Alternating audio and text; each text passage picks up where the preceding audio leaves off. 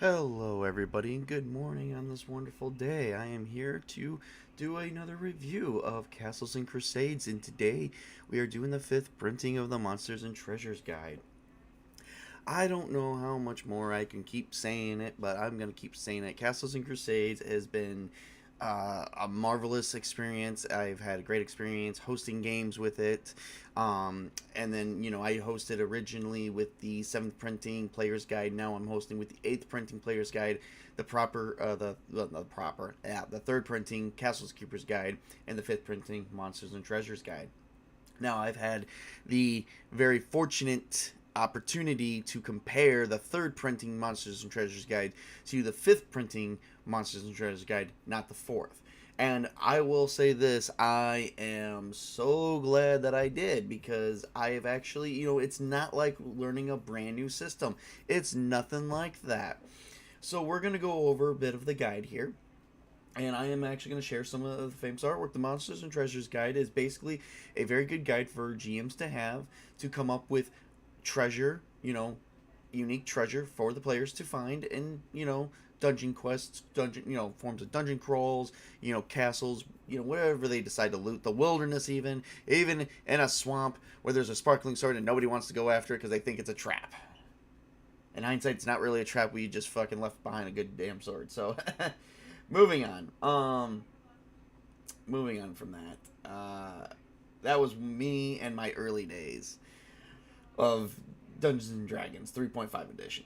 So, the Monsters and Treasures guide is filled with, as you can see here is some artwork from Castles and Crusades Monsters and Treasures Guide. You can see the artwork here, plus some of the alternate artwork. It is just beautiful. Troll Lord Games, you guys did fantastic. You guys are actually getting your money's worth out of this. I don't know how much the book itself is worth, because I bought this in a bundle, both the PDF and the physical copy. So I got I got five set. I got a set of 5 books. These are the books. Excuse me.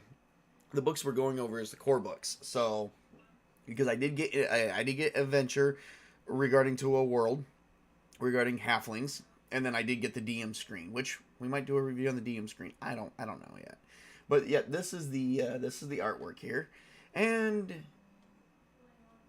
very good artwork. And then here we have the introduction to combat, monster characteristics, monster creation, and then of course the monsters. Now, the couple differences that I did manage to pick out from this is, aside from it being reformatted, and it was re-illustrated. And what I mean by reformatted, re-illustrated, in case you guys did not catch my last stream, it was just redone to make, look more colorful.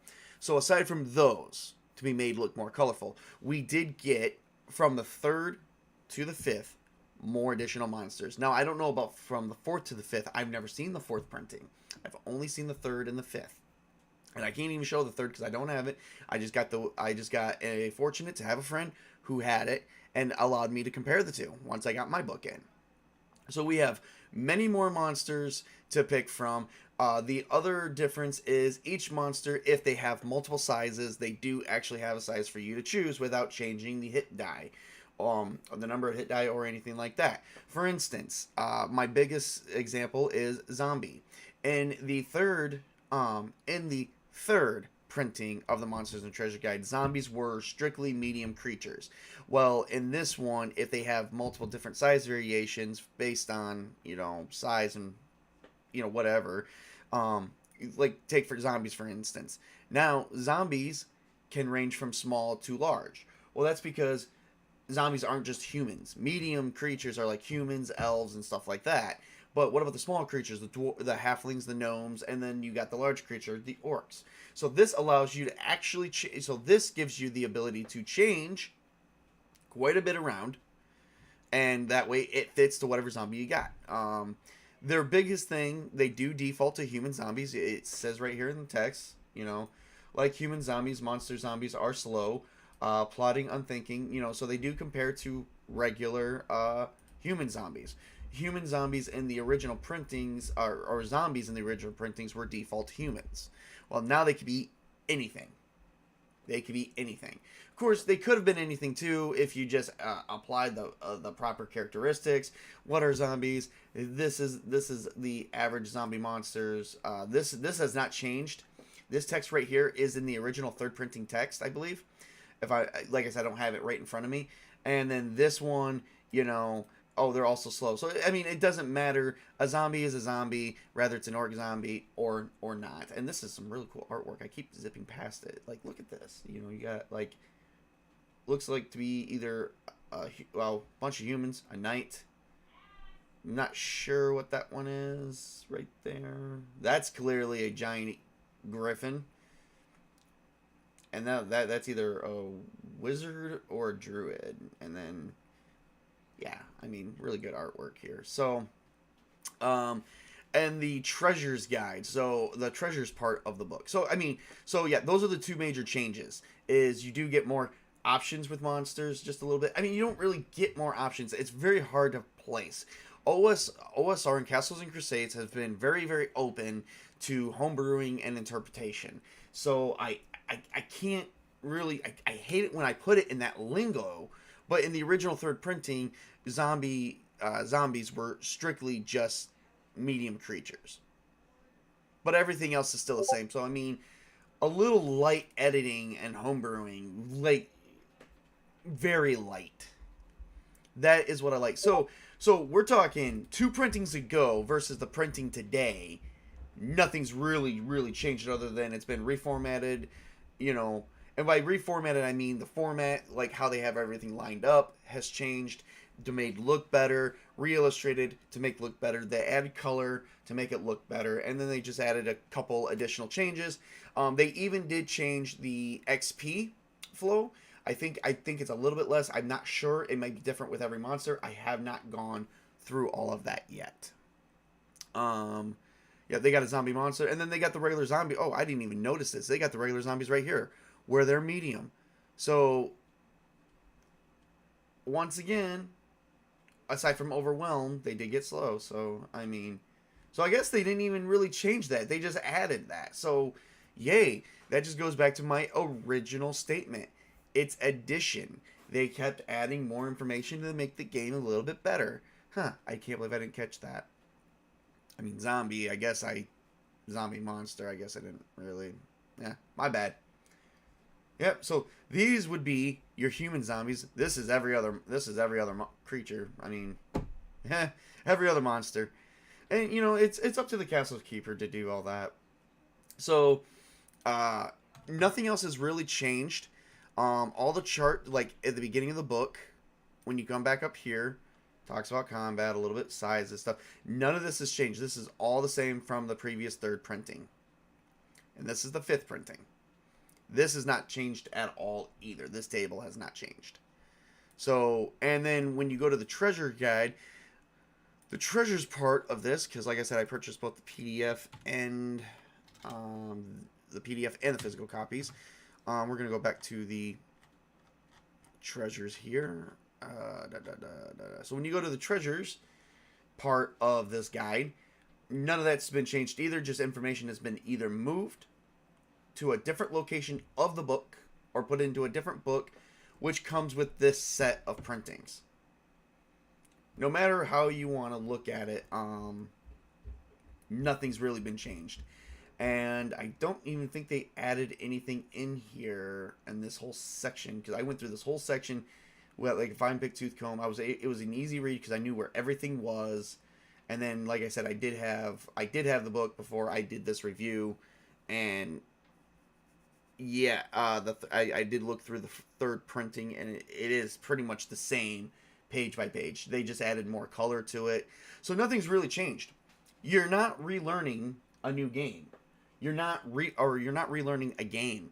It's the same game as it was from, 7 players, 2nd castle keepers, and 3rd monsters to 8th players, 3rd castle keepers, and 5th monsters. It is pretty much the same. So the previous printings will work. You just got to work with your GM on some things. Just make sure all the information is all the same for you and the players.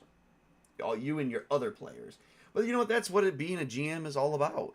So, as I said, I went through that book. I mean, there's really, when it comes to monsters, guys, there's what else can you do? You have a list of monsters that you can use.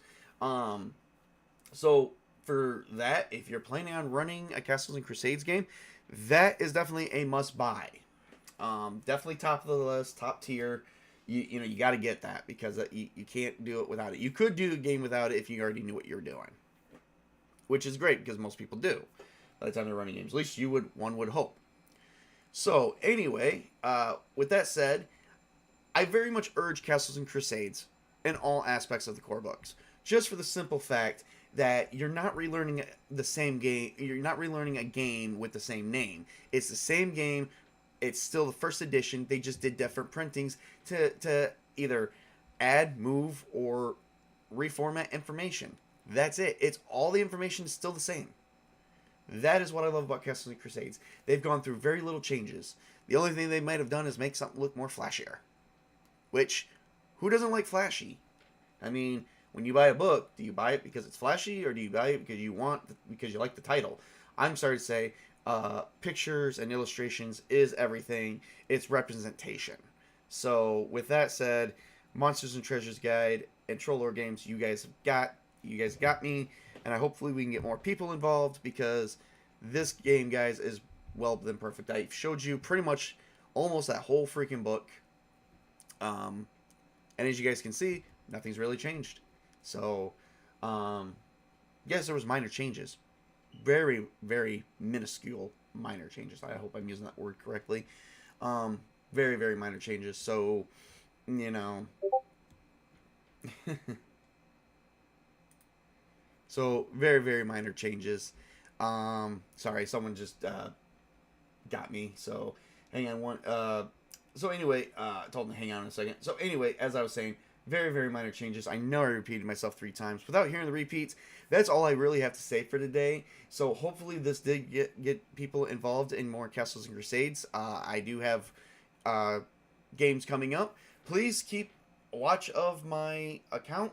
You know, my Twitter account. We do have more stuff coming out regarding Castles and Crusades and other games as well. So this actually completed the core book. If I do another review, it'll strictly probably be on something like a major book. But we are going to keep this set open. It may have some stuff placed in it at a later date. But we will be moving on to other reviews as well in the future. Alright, well that's everything I have for today. The takeaway from this video is, let's summarize the takeaway from this video. It's very, very easy. Castle Crusades rules. It's not like you're relearning a new game every time they bring out a new book. All they did was bring out something to make it look better. That's it. It's very much worth the buy. It's very much worth the investment. That is one heck of investment to be getting into. So I definitely do like that. So Castle Crusades, Monsters and Treasure Guides is a must buy, especially for Castle Keepers. And you know, Castle Keepers is what we call Game Masters and Dungeon Masters. So they even have their own name. So definitely, I urge people to get into it, to check it out for yourself. The 7th printing book, I think, is still on there, so you guys can look into it for yourself as well. Alright, you know, in case you don't want to invest. Alright, well, with that said, I want to wish everybody a great and wonderful day, and this is Tabletop Junkie telling you to work hard, play hard, game on, everybody. My famous Tabletop Junkie salute. Have a great and wonderful day.